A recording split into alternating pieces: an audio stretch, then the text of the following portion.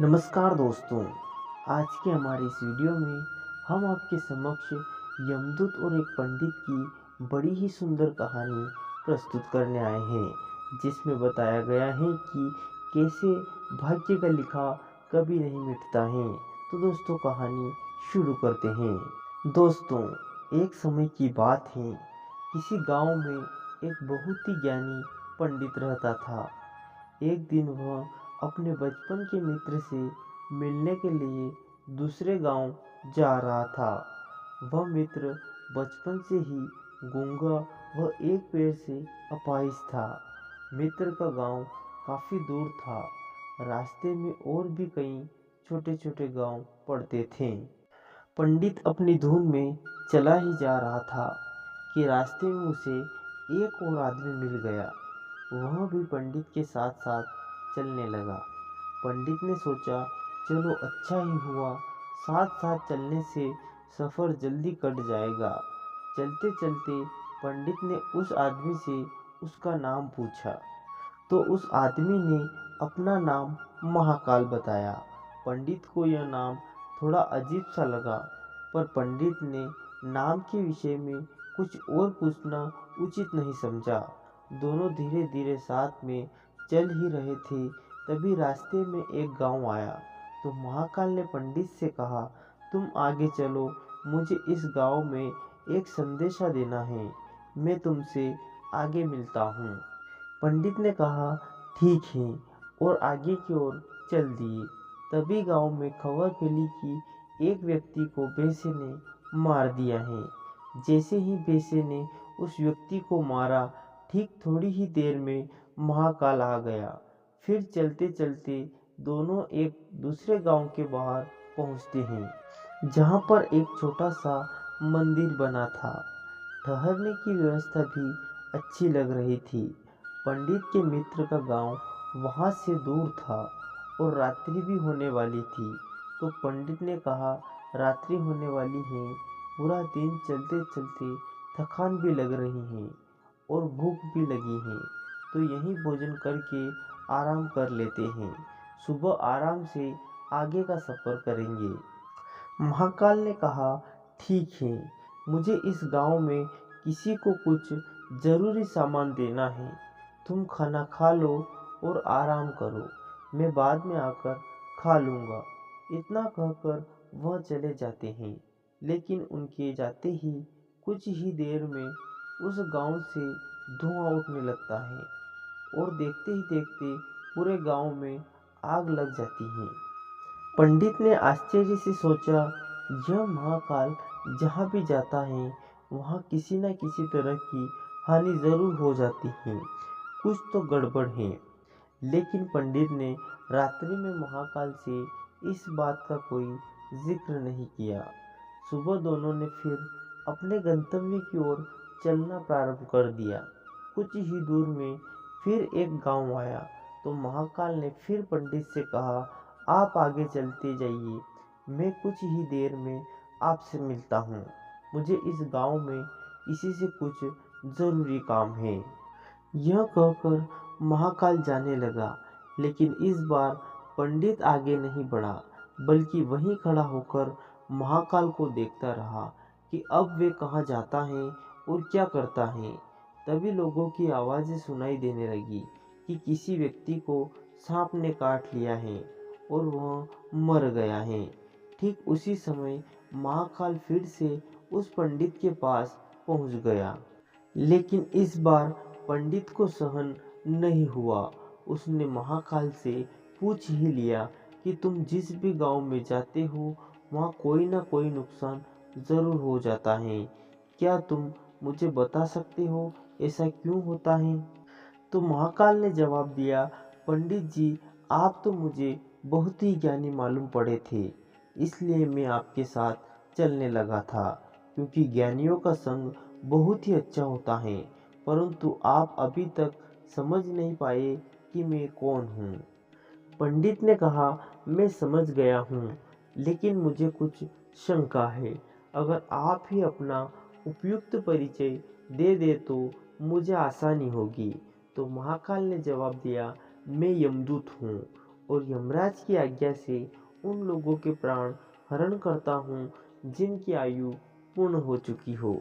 हालांकि पंडित को पहले से ही इस बात की शंका थी, फिर भी महाकाल के मुंह से यह सुनकर पंडित घबरा गया, लेकिन फिर से हिम्मत करके पूछा, अगर ऐसी बात है और तुम सचमुच ही यमदूत हो तो बताओ अगली मृत्यु किसकी है। यमदूत ने जवाब दिया, अगली मृत्यु तुम्हारे उसी मित्र की है जिससे तुम मिलने जा रहे हो, और उसकी मृत्यु का कारण भी तुम ही बनोगे। यह बात सुनकर पंडित सहसा रह गया और सोच में पड़ गया कि वास्तव में यदि यह महाकाल यमदूत हुआ तो उसकी बात भी सही होगी और मेरे कारण ही मेरे बचपन के सबसे घनिष्ठ मित्र की मृत्यु हो जाएगी। इसलिए अच्छा यही होगा कि मैं अपने मित्र से मिलने ही ना जाऊं। कम से कम मैं तो उसकी मृत्यु का कारण नहीं बनूंगा। महाकाल ने कहा, तुम जो सोच रहे हो वह सब मुझे पता है, मगर तुम्हारे अपने मित्र से मिलने न जाने से नियति नहीं बदल जाएगी। तुम्हारे मित्र की मृत्यु निश्चित है और वह अगले ही कुछ क्षणों में घटित होने वाली है। महाकाल के मुंह से ऐसी बातें सुनकर पंडित को झटका सा लग गया, क्योंकि महाकाल ने उसके मन की बात जान ली थी, जो एक साधारण व्यक्ति के लिए संभव नहीं है। अब पंडित को विश्वास हो गया था कि यह महाकाल सचमुच में ही यमदूत है, इसलिए वह मित्र की मृत्यु का कारण ना बने, इस कारण वह पीछे की ओर मुड़ा और अपने गांव की ओर जाने लगा। परंतु जैसे ही पंडित मुड़ा, उसका मित्र तेजी से उसकी ओर आता दिखाई दिया, जो पंडित को देखकर अत्यंत प्रसन्न दिखाई दे रहा था। अपने मित्र की आने की गति को देखकर पंडित को ऐसा लगा जैसे कि उसका मित्र काफी समय से उसके पीछे ही आ रहा है, लेकिन वह बचपन से ही गूंगा था और पैर से अपाहिज था, इसलिए न तो पंडित तक पहुंच पा रहा था और न ही पंडित को आवाज देकर रोक पा रहा था। लेकिन जैसे ही पंडित के पास पहुंचा, अचानक उसकी मृत्यु हो गई।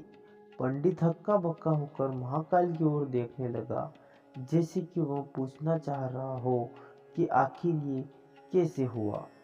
महाकाल पंडित की मन की बात को समझ गया और बोला, तुम्हारा मित्र पिछले गांव से ही पीछे पीछे आ रहा था, लेकिन वह अपाहिज व गूंगा होने की वजह से तुम तक नहीं पहुंच सका। उसने अपनी संपूर्ण ताकत लगाकर तुम तक पहुंचने की कोशिश की, लेकिन बुढ़ापे में बचपन जैसी ताकत नहीं होती है, इसलिए हृदयघात के कारण तुम्हारे मित्र की मृत्यु हो गई, क्योंकि वह तुमसे मिलने के लिए अपनी सीमाओं को लांघते हुए पीछे पीछे भाग रहा था, इसलिए अपने मित्र की मृत्यु के कारण तुम ही बने। अब पंडित को विश्वास हो चुका था कि सचमुच महाकाल ही यमदूत है और उसका कार्य जीवों का प्राण हरना है। पंडित एक ज्ञानी व्यक्ति था, इसलिए यह भी जानता था कि मृत्यु पर किसी का बस नहीं चलता। सभी जीवों को एक ना एक दिन तो मरना ही है। यही सोचकर उसने अपने आप को संभाल लिया। लेकिन अचानक पंडित के मन में स्वयं की मृत्यु के बारे में जानने की इच्छा हुई।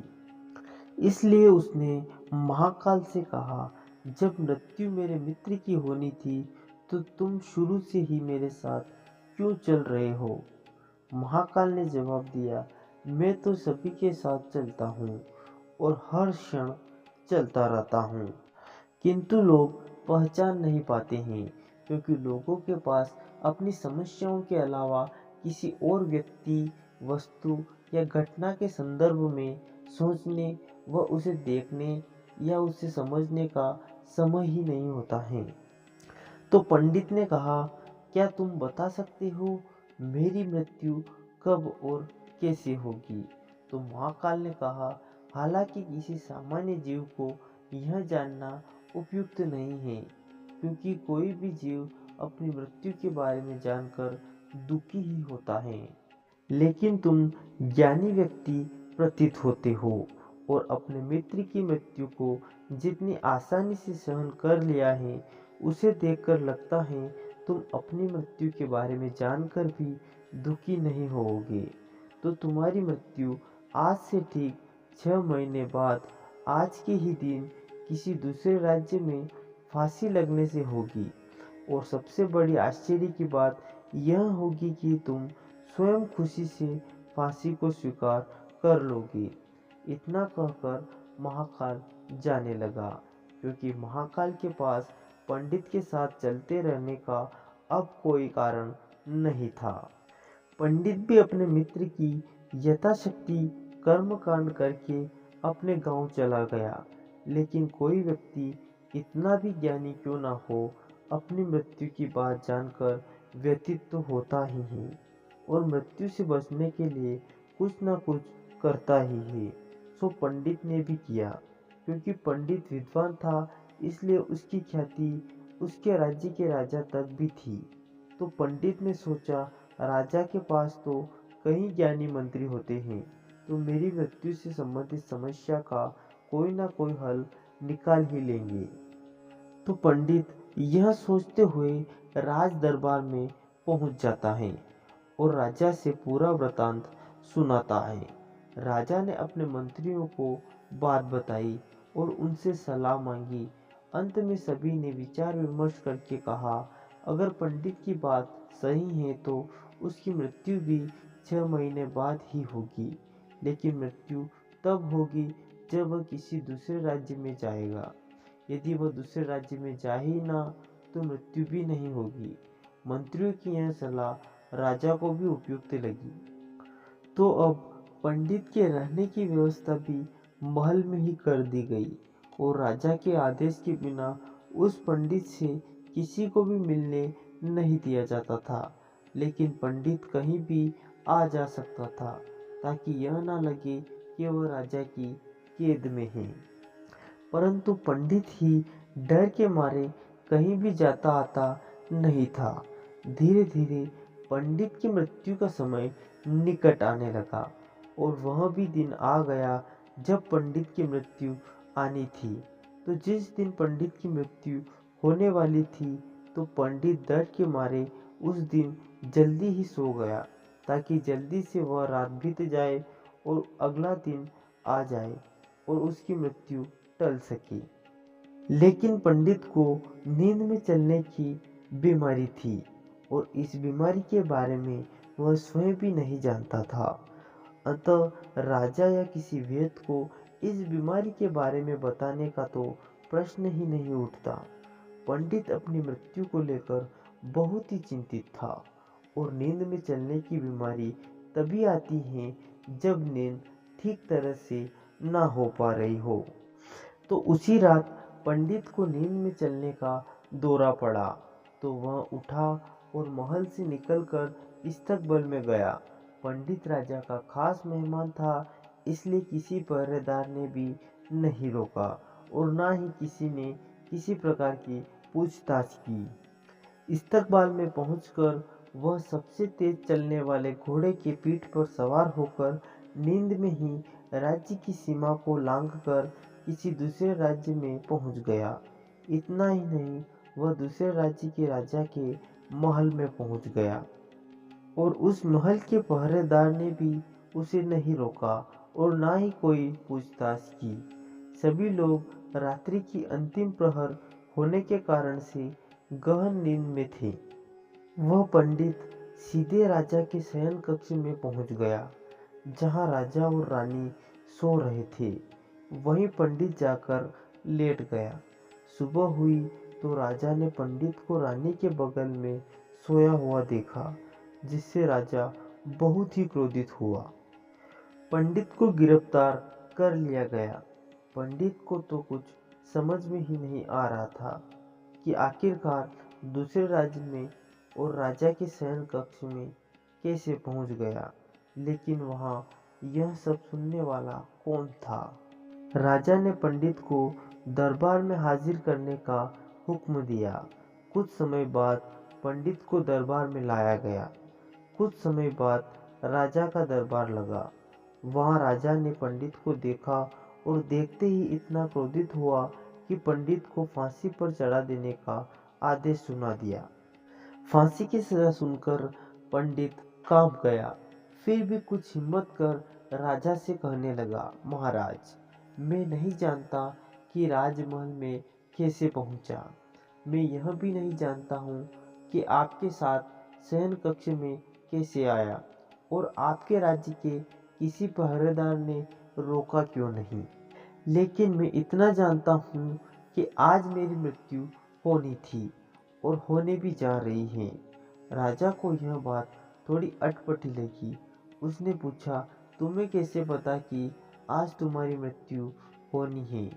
कहना क्या चाहते हो?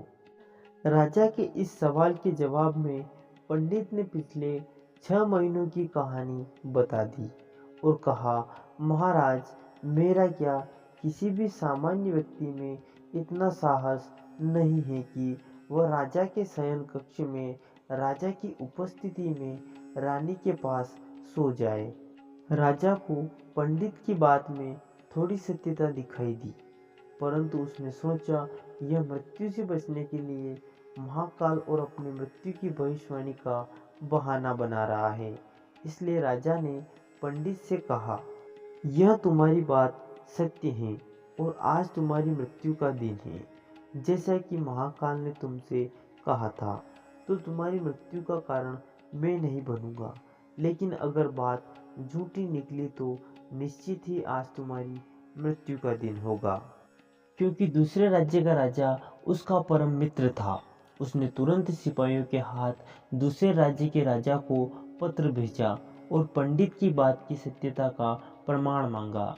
शाम तक भेजे गए सैनिक लौटे और उन्हें बताया कि महाराज, पंडित जो कह रहा है पूर्णतः सत्य है। दूसरे राज्य के राजा ने पंडित को रहने के लिए अपने ही महल में संपूर्ण व्यवस्था कर रखी थी और पिछले 6 महीने से पंडित राजा के मेहमान थे।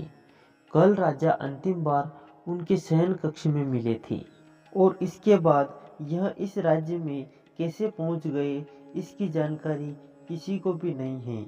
इसलिए उस राज्य के राजा के अनुसार पंडित को फांसी की सजा देना उचित नहीं है। लेकिन राजा के लिए एक नई समस्या आ गई, क्योंकि उसने बिना कुछ जाने ही पंडित को फांसी की सजा सुना दी थी। इसलिए अगर पंडित को फांसी की सजा नहीं दी जाती तो राजा के कथन का अपमान होता और अगर राजा के द्वारा दी गई सजा का मान रखा जाए तो पंडित की बिना वजह ही मृत्यु हो जाए। राजा ने अपने सभी मंत्रियों से चर्चा की। सभी मंत्रियों ने सुझाव दिया कि पंडित को एक कच्चे सूत से फांसी लगवा दे। इससे आपके कथन का भी मान रह जाएगा और कच्चे सूत के धागे से पंडित को भी फांसी नहीं लगेगी और उसके प्राण बच जाएंगे। राजा को यह सुझाव अच्छा लगा। उसने ऐसा ही आदेश सुनाया। पंडित के लिए कच्चे धागे का सूत का फांसी का फंदा बनाया गया और नियम के अनुसार पंडित को फांसी पर चढ़ाया जाने लगा। सभी लोग खुश थे कि ना तो पंडित मरेगा और ना ही राजा का वचन झूठा पड़ेगा।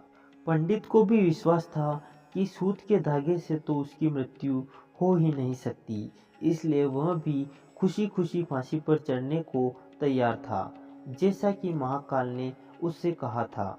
लेकिन जैसे ही पंडित को फांसी दी गई तो सूत का धागा तो टूट गया, लेकिन टूटने से पहले उसने अपना काम कर दिया था। पंडित के गले की नस सूत के धागे से कट चुकी थी और पंडित जमीन पर पड़ा तड़प रहा था और हर धड़कन के साथ उसके गले से खून का फुहार निकल रही थी और देखते ही देखते पंडित का शरीर पूरी तरह से शांत हो गया। सभी लोग आश्चर्यचकित थे, पंडित को मरते देख रहे थे। किसी को भी विश्वास हो ही नहीं रहा था कि इस कमजोर से धागे से किसी की मृत्यु हो सकती है। लेकिन घटना घट चुकी थी। नियति ने अपना काम कर दिया था। जो होना होता है वह होकर ही रहता है। हम चाहे जितनी भी सावधानियां बरतें, जितने भी उपाय कर ले, लेकिन हर घटना और घटना की पूरी प्रणाली पहले से ही तय होती है, जिसे हम थोड़ा सा भी इधर उधर नहीं कर सकते हैं। इसलिए ईश्वर ने हमें भविष्य जानने की क्षमता नहीं दी है, ताकि हम अपने जीवन को ज़्यादा बेहतर तरीके से जी सकते हैं। आशा करते हैं कि दोस्तों आपको वीडियो बहुत ही पसंद आया होगा। वीडियो अच्छा लगा हो तो वीडियो को एक लाइक ज़रूर कर दें। साथ ही चैनल पर नए हो तो चैनल को सब्सक्राइब करना ना भूलें। धन्यवाद।